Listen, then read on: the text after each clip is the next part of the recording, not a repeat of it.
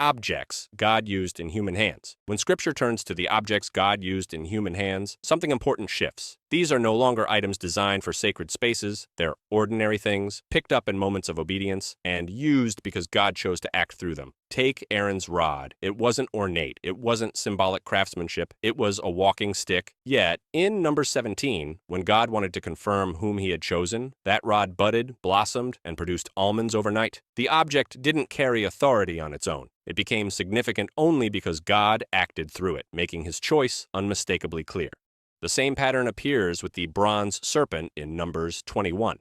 God instructs Moses to lift a bronze serpent on a pole so that those bitten by snakes could look at it and live. The bronze itself held no healing power. In fact, later generations turned it into an idol and had to destroy it. 2 Kings 18:4.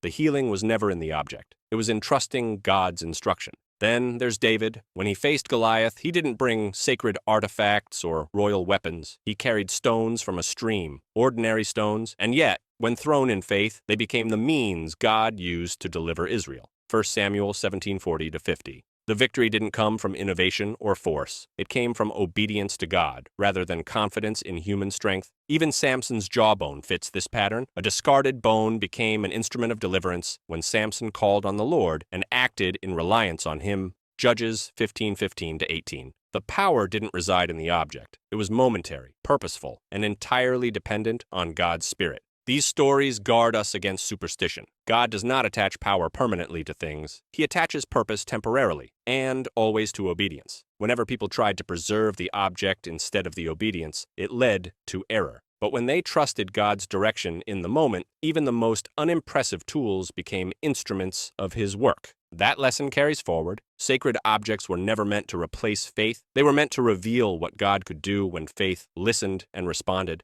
And as Scripture continues, God begins shifting the focus even further from what people hold in their hands to how he provides for them day by day.